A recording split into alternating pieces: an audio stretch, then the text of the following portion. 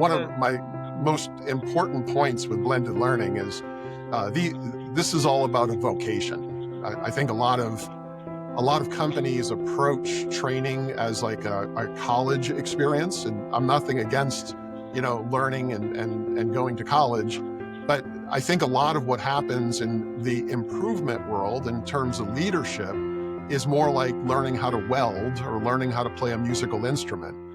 There's a certain amount of knowledge you have to have, otherwise you're not going to be able to do anything. But that knowledge is only going to get you so far. And then it kind of comes down to practice, and it comes down to experience. And, how do you get to Carnegie Hall, right? Practice, practice, practice.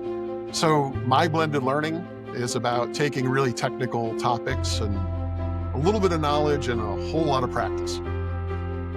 Welcome to Narrative's Leadership Story Talks, where great leaders go beyond the bottom line to create lasting impact. Join hosts Jerome Deroy and Julienne Ryan as they uncover the stories behind real-world challenges, offering practical insights to help you lead with empathy, authenticity, and purpose. Each episode dives into how leaders use storytelling to build trust, foster connection, and inspire action. Whether you're navigating workplace dynamics, driving change, or building high-performing teams. Welcome to Leadership Story Talks. I'm Jerome Deroy, CEO of Narrative. And I'm Julienne Ryan, and I'm delighted to be here. Oh, fantastic to see you again. It's great that we get to do this once a week. I love it. Yeah. So here we go.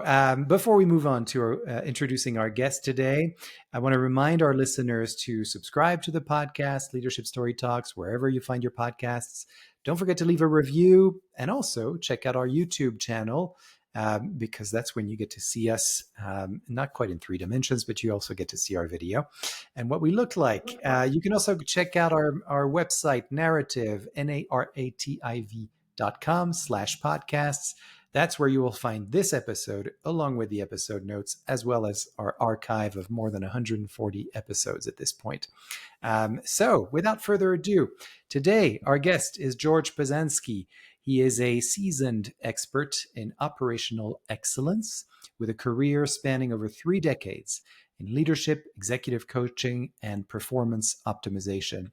George's commitment to improving outcomes and his strategic, action-oriented mindset have made him a sought-after consultant and thought leader in the field.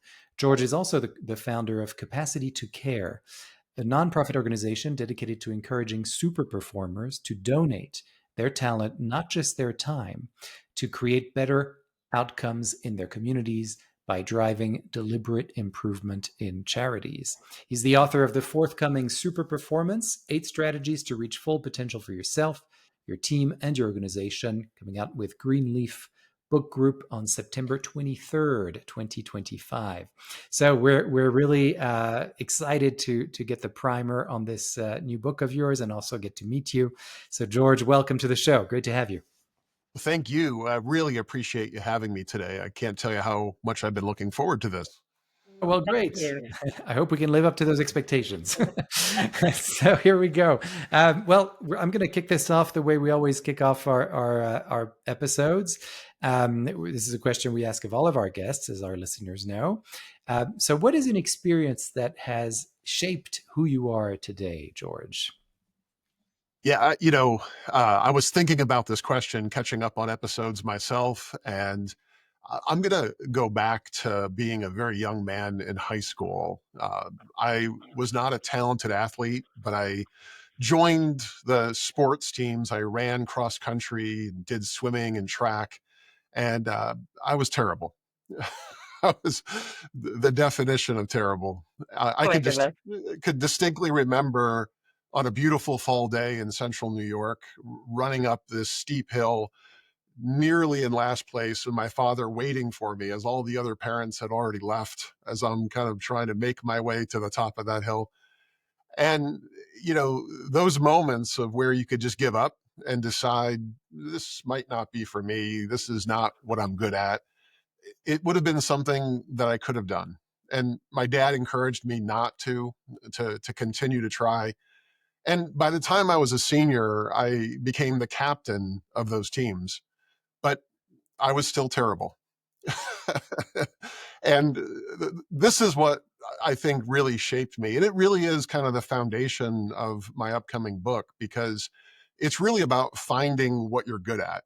And I wasn't a good athlete, and I was never going to be a good athlete.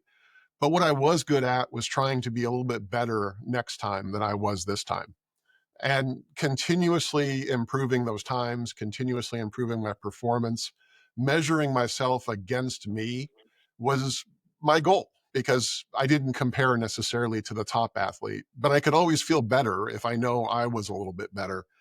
And that spirit, in my opinion, is contagious. And it's really what I've built my consulting practice around, is helping people find that potential and being able to build on that opportunity to always be a little better tomorrow than you were today.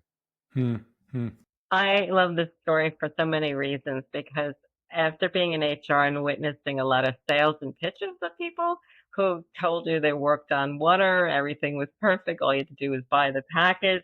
And I never really bought into that stuff because I want to see how somebody suffered and Absolutely. what informed their experience that they end up being an expert, and that would sell me. I mean, and that you're not doing this as a selling pitch, well, you are kind of Yep. sort of, but you're informing us in a way that really speaks to us, because I can see that kid running up the hill and dealing, like, getting past humiliation, getting past the fact that you're alone, getting past that you're, I don't know if it was raining or whatever, sunny day, doesn't matter, that you had to fight the internal argument of what was going on and do something with that. So thank you. That's an excellent backstory that really says a little bit about you in 2 minutes or less. No, well, I genuinely appreciate that. And, having a diversity of experiences, watching, some of those folks that have that sort of level of talent of a top athlete. I've watched it in corporate America, where the level of intelligence, the level of education, the position that people have, and I've watched them give up when Hmm. things get difficult, when things are uncomfortable, things are not going their way. They just gave up. And to me, that separation around people who can persist, the ones who are not going to give up, the ones who are going to double down on the things that they know they can succeed on, that's what we have to find in people, and that's what helps you become that super performer. Hmm. So I want to build a little bit on what you just said there. This idea that there are people that are kind of separated by the act of, do I keep going or do I give up? And how do you work with people in terms of recognizing that, first of all, because it can't be something easy to acknowledge, right? Nobody likes to say that they gave up, right? They like to give you lots of reasons for not continuing something, and this is why we need to stop something, and I'm sure those reasons sound very, very valid to them, certainly. So I'm curious how you get people to recognize that, and then how do you get them kind of to across that threshold of, oh yeah, no, you're not only am I realizing that I've hit a wall, but now I actually can also see that maybe I can get past this wall. Well, it's interesting because I think there's pressures in our society, and I think we put pressures on ourselves psychologically to focus on that negative, focus on that moment where I gave up, or that moment that I didn't do as well as I wanted to. And I certainly can think of a million times that I've done that. I'm not somebody who doesn't give up. I've I've certainly given up plenty of times, but it's not about getting up or giving up. It's about getting up, and what do you do after? So a big part to kind of answer your question, in my opinion, is getting people to focus on their successes and not focus on their failures. So getting up that hill was not about whether I was going to give up or not. I wasn't sure I was going to finish that race. What I wanted to do was just make it to the top of that hill, because the last time I didn't. And the fact that I did, my dad was proud of me, and then that meant the next race I was going to go further. And whether that's an operator in a steel mill or paper mill that I'm working with, or an executive in the C-suite, we don't focus enough on sustaining these successes. And in my book, I talk about this concept called the golden hour, and this idea that there really is no clock on the idea of perfect. So what is perfect? Something that happens in a second, something that happens in an hour, or something that happens in a day? If we can find those moments where things are going well and then try to get to the top of that hill, just try to push yourself a little bit further than what you thought you were capable of doing, then you're a little better tomorrow than you were today. So to answer your question, it's not about what made me give up. It's about what keeps me going and how do I sustain that performance. Yeah. If you saw me now looking down my phone, I broke my own rules. This is in podcast you didn't know. So in audio and visual words, you know this. It's because on our fridge in the house, we have a quote from Failing Forward. It's not Maxwell. It's an Irish author. And even though I look at it every day when I open it, I blanked on it. So I think it's about fail well and then fail forward and keep going forward and building from the mistakes, which you make a good point. We're not very good about that action learning. This is what happened, this is what I took away, and this is what I need to do to get better as we go forward. So that is such a valuable thing to share with people, saying that's how you improve.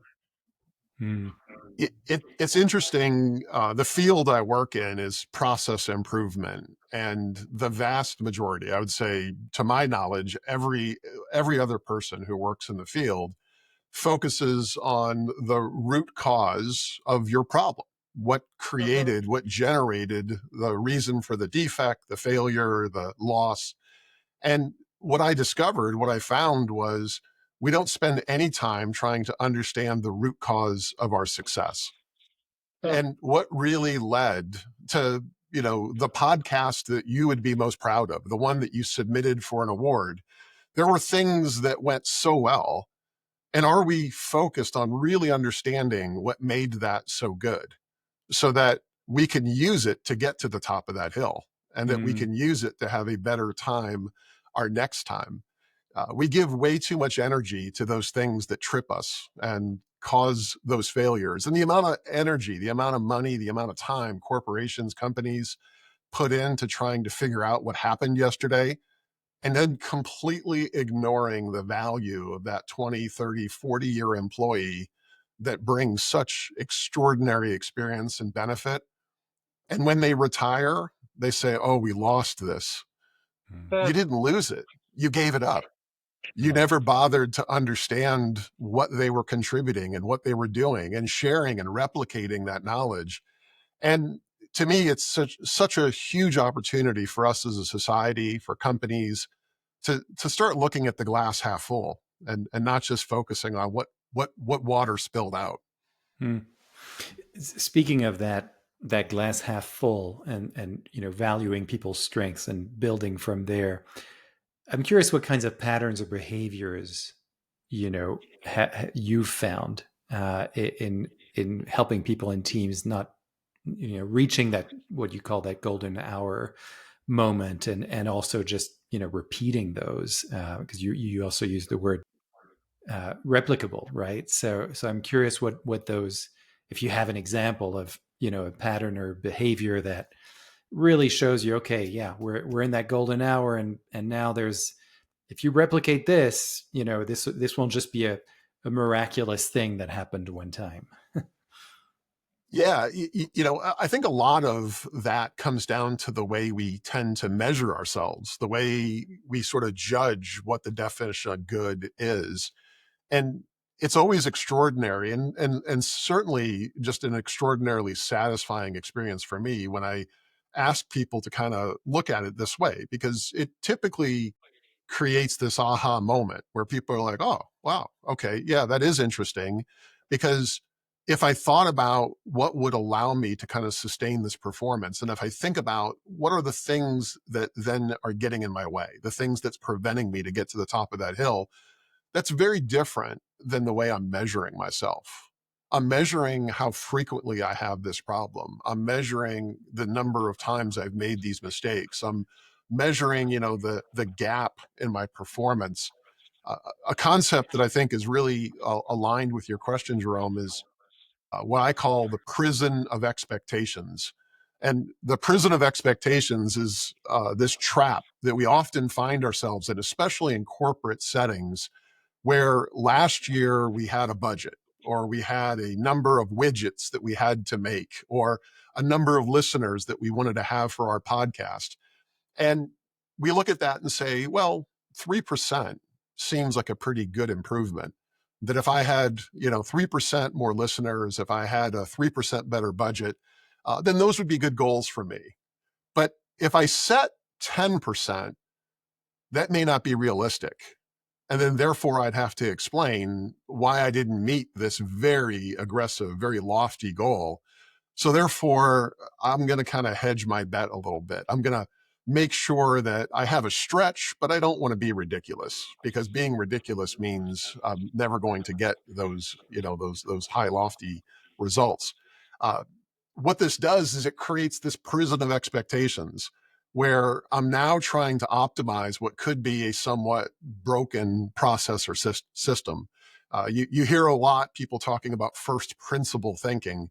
Well, this is kind of what that means, is why are we trying to optimize something that may not be producing a desired result, when we can kind of go back to the beginning and say, well, should we be getting out of this?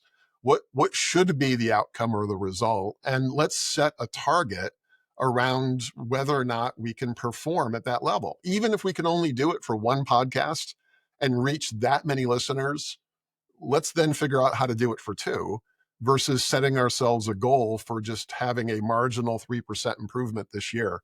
Mm. The goals we set kind of shape what then a lot of employees, a lot of, folks in organizations end up focusing on. And if they're focusing on that 1% goal, then they're recognizing I'm always just trying to be a little better tomorrow than today. And honestly, if I need to do it, I can by putting in a little bit of extra effort. So I'm just going to continue to always accept that status quo. You're never going to get that true transformation that organizations can achieve. That's interesting.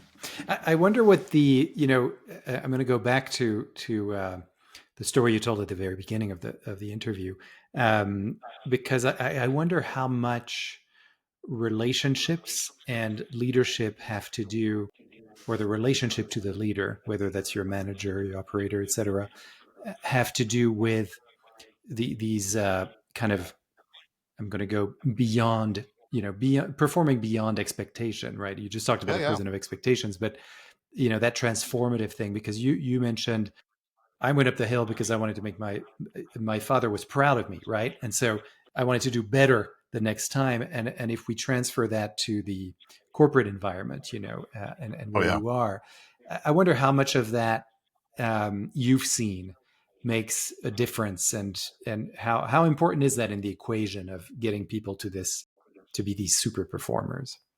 Yeah, I work a lot in manufacturing. I've worked in a lot of industries, but I work a lot in manufacturing. And to tell a bit of a story, I a number of years ago was working in a plant that makes cardboard boxes. In the industry, they call it corrugate, but Yes. it's a somewhat dirty, very difficult process. And one of the things I've learned is that if you listen to the people who have to work in those difficult and dirty processes, not supervise them, not teach them, not try to tell them, but really listen to them, it's amazing what they'll teach you. And there was an operator who really wanted nothing to do with process improvement. They just wanted their shift. They just wanted to get their time. They just wanted to meet their expectations. And I kind of listened to, what are these things that are getting in your way? What's frustrating you? What makes your day more difficult? And that operator kind of shared with me that the capability of this equipment is far greater than what we run it at. And their ability to be able to achieve much higher levels of performance are not difficult, because when they need to, they can make up, these losses, these problems they have. But the issue was that first line layer of supervision and leadership. And what were they really looking for and asking for? And also, were they listening? And, I know your podcast, you guys talk about this all the time. And it's one of my favorite words, and that's empathy. And that ability to really understand the circumstance somebody else is in, to tender a machine for 12 hours a day in a 90 plus degree environment at 80 plus degree humidity. You got to have a lot of empathy. And to do it for decades, you really have to appreciate their commitment. That leadership has to be able to empower that employee, because if they know they can break free of that prison of expectations, if they can get that higher level of performance, they got to be allowed to do it. Then they got to be seen as something that we'd reward and we'd benefit. Where in reality, what happens is if somebody does really, really well, the supervisor is going to say, whoa, hold on. If you do that today, guess what the manager is going to ask me to do tomorrow? Absolutely. So let's slow down there, Tex. let's Yeah. back up a little bit. So the supervisor is literally slowing down the employee because they don't want to be held by the manager to do those things. What we find is when we create a culture where we start with empathy and then we literally empower those employees to reach their full potential, they have pride in what they're doing and they're able to then have those golden hours. They're able to show these levels of performance. They can win the race, not just finish the race. And when those things start to happen, you end up with this autonomy. And it's what everybody talks about. So many books are written about where somebody who's responsible, whether it's in a factory or a hotel or a restaurant, is really taking ownership for performing and producing a high quality outcome. It's so easy to talk about, but it's so rare to actually see happen.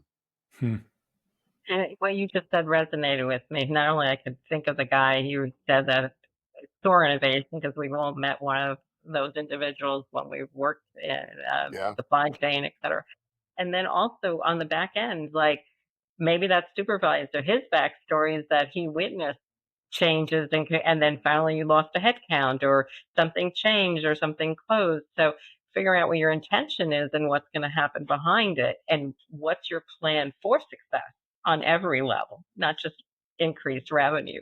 What are you going to do with all those resources and brain power? So Absolutely. I think that's something to ponder because we see it in very narrow focus a lot of times. I'm really curious about the title of your thing. I've been looking because that has on your shirt because that has a story too. So my blended learning, how that come Oh. about? Oh wow. Okay. I didn't expect. But it's but it's a It's a it's New a York it's pivot. it's a great story. It's a great Okay. story. And it so I was working in an organization running kind of a continuous improvement program, basically doing what I do today, but I was working in a company, in all the corporate kind of stuff. I was hiring trainers and consultants to provide these services for these highly specialized skills and this experience. And all of them kind of did the same thing. They all had a book, which is now, I have a book, which is its own story. but but they all have a book, they all have a recipe, they all have preset PowerPoints, and none of them wanted to provide the service I wanted. They all wanted to provide the service they wanted. And when I, through kind of a couple of circumstances, ended up being able to start my own company, I said, I'm never going to do that. The only thing I'm ever going to do is focus on the value that the client is looking for. And what immediately happened, and this is 20 years ago, is the client did not want to sit in a hotel for 4 weeks and listen to me talk. So I came up with this strategy of using blended learning, which today we take for granted, but I was, one of the original users of the web talking technology where we had to dial it on our phones. And, My you God, yeah. know, so I'm explaining to companies that I'm going to do these short 30-minute classes on their computer live. And people are looking at me like, well, how are you going to do that? Like, what's it? But it was the birth of what has become a wonderful practice for me, where we do a lot of micro learning. We do a lot of flipped classrooms where we're trying to take the boring part and make that the excess, make that the easy thing. And then we focus on experience. One of my most important points with blended learning is this is all about a vocation. I think a lot of companies approach training as like a college experience, and I'm nothing against learning and going to college, but I think a lot of what happens in the improvement world in terms of leadership is more like learning how to weld or learning how to play a musical instrument. There's a certain amount of knowledge you have to have, otherwise you're not going to be able to do anything, but that knowledge is only going to get you so far. And then it kind of comes down to practice, and it comes down to experience. And how do you get to Carnegie Hall, right? Practice, practice, practice. So my blended learning is about taking really technical topics and a little bit of knowledge and a whole lot of practice. Excellent. Thank you. Thank you for letting me ask this Yeah, question and satisfy my curiosity. yeah, absolutely. One thing, and I'm looking at the time as well, but there is a question I really wanted to ask, which was around this idea of unusual signals that you point to in the book as well, and such as parking lots or cultural references, Yeah. in order to illustrate some of the key performance lessons. Yes. And I'm curious, what's one surprising or overlooked signal, perhaps, that leaders should start paying attention to right now? Yeah, break rooms. In the book, I talk about finding earplugs in the parking lot. Kind of tells you people don't care. They're on their way to the car and they're just going to throw them away versus find a trash can. I don't think leaders spend enough time in break rooms. Whether it's the back of a restaurant. The cooks are always sitting on a bucket having a cigarette, right? That's the place you'll find the best information. Or in a factory, there's always a break room that they're kind of getting some air conditioning until they got to go back out on the floor. Leaders don't spend enough time in the break room because they want to supervise the work, and they feel like they have to be in this sort of relationship where getting to know people on a personal level, getting to know their kids' names, and being able to listen to the things they perceive as problems. Don't fix or correct, listen. And the reality is what they're sharing is their reality. And whether it's true or not doesn't matter. Now asking the question, how did somebody come to that reality? And how do I now fix whatever perceptions created those realities? I think too many leaders want to go out and sort of fix the problem, and they don't realize that the problem is the perceptions that they've created, not the facts that they want to go out, argue over. Were you about to say something, Julienne? Just singing my song, because I used to say, go find that cranky person that Yeah, tells you like it is, and there's data there. So, go high, go work the staircase. And, before when people were smoking more, like go visit them upstairs because they have a lot of data and a lot of information. Yeah. Yeah.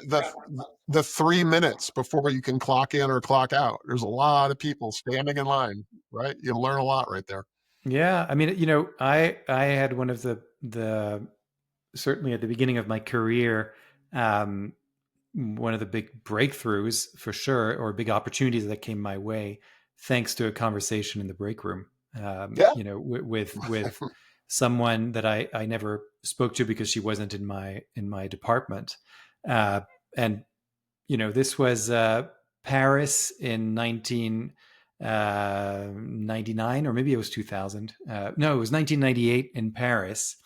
And people were still smoking in offices at that time. Of course they were. And so she actually did have a cigarette. She actually did have a cigarette at the water cooler, and told me about this opportunity. She'd been in the company for 30 years. She'd been a secretary, a receptionist, an executive assistant, all the things. And she knew everyone. And so she told me about this opportunity in Asia. And 6 months later, I was landing in Hong Kong in Asia, and something I had never imagined for myself. And that was purely because of a conversation in a break room. And one of the things that I've even written about this, and our listeners can go and check that out on our website. But one of the things that I remember very clearly at that time is that none of the leaders of this was a bank that I was working in. You'd never see the leaders at in these break rooms. It was always the assistants. It was always people like, I was an intern at the time. People, and so they never got to hear these kinds of stories or these kinds of experiences that people were talking about, which were the successes, the failures, the family things, whatever it was. And I always thought that was such a missed opportunity. So thank you for bringing that up and reinforcing that point, because that's become something that we've focused a lot on at Narrative, is how do you capture these kinds of stories that really truly reflect the culture of your organization. And because those are the stories you need to share.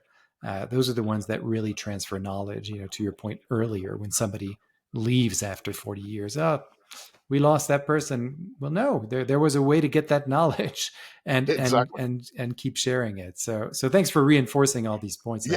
One point on that I'd like to maybe emphasize, Jerome, is the idea that listeners may think, oh, you know what, I've not been to the break room, or I've not pulled up a bucket at the back of the hotel or back of the restaurant. Maybe I should go do that. Don't expect that that's going to work. You need to show up at that break room every day for a week, maybe a month. And then when you become a fixture, when you become part of the gang, when you become somebody who has also shared, you now will blend in to the conversation. And that's where you're going to learn something. I think uh, we talk about something called a Gemba walk, this sort of very technical term, this lean term from Toyota. And people go out and do it once and expect to learn something. Well, no, everyone's changing their behavior when they're seeing you coming. But when you do it every day, when you do it multiple times a day, well, this is just how things are. And now we drop our guard and we start to talk. Mhm. Absolutely. So I many good love that. points. And that's a great, practical thing that our listeners can actually put in place, right? It's not, Absolutely. none of this is difficult to do. It's a question of discipline and consistency is what I'm hearing.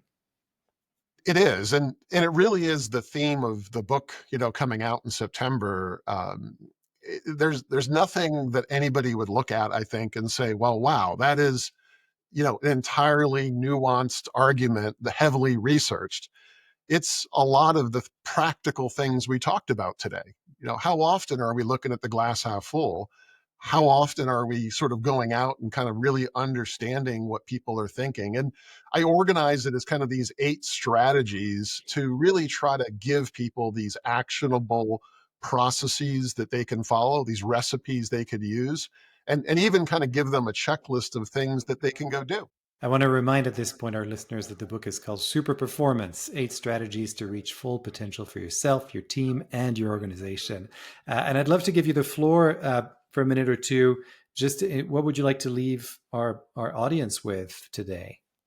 Yeah, I really appreciate that. And thank you so much for having me on. I think the last point I'd like to make is the things that you do for your company are great. And obviously it helps support your family, it helps support, your organization.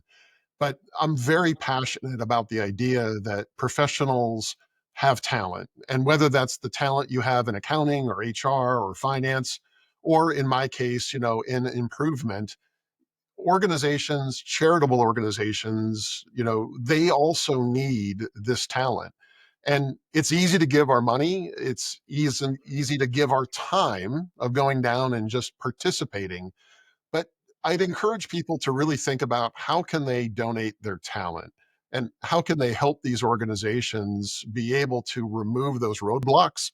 If you think about all the good work that nonprofit organizations try to do, if you're able to help them extend their golden hour, it may be worth much more than you'd ever be able to donate because of your skill, because of your knowledge, because of your experience. So I think that would be one of my final thoughts. The thing about super performance is kind of my journey of figuring out that to really be happy, it's not about making money, it's not about just doing well in your job. It's about also being a part of your community and really contributing. And I think the story of your organization is just inspiring to me, because it's exactly the kind of mission I think we should all be on. Mm. Oh, well, thank you for Terrific. that. Thank you so much. And what a worthy cause to use your talents to repurpose it for others to play Absolutely. their organizations forward and their causes forward. So thank you. No, thank you. Yeah.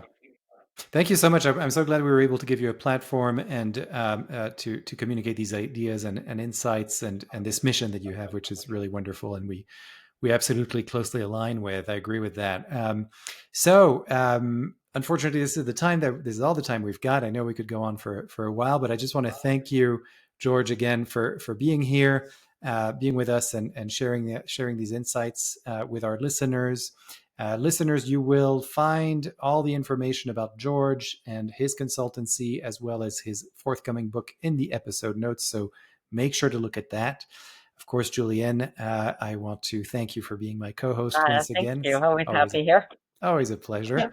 And if you listeners have been inspired by this session and the stories we told today, please consider enrolling yourself and or your team in our group and one-on-one training programs, so that you can learn how to tell your own story and really communicate what matters to you and why it matters, so that you build your own following and give your ideas some traction. Right now, we actually have a special gift in the episode notes, because we've partnered with the New Mexico State University's Global Campus to create an on-demand, self-paced storytelling training where you'll learn to find, craft, and tell stories for interviews, leadership presence, and pitches. All you have to do is use code NARRATIVE, NARATIV, for a special 25% discount just for you, our beloved listeners. So that's a little gift for you. Make sure to go and find it. We're always ready to listen to you. If you have any challenges or anything you want to bring to us, please do so. Go to our website, narrative.com, NARATIV.com. And as always, thank you for listening. Don't forget to subscribe and leave a review, and go to our YouTube channel as well. All of this drives word of mouth so that more people can hear the insights from George Pesansky and many others that we've had on this podcast. So until next time, thank you very much, everyone. And we'll see you soon. Bye-bye now. Bye-bye, everyone. For more information on the narrative listening and storytelling method and how it can help your business, go to narrative.com.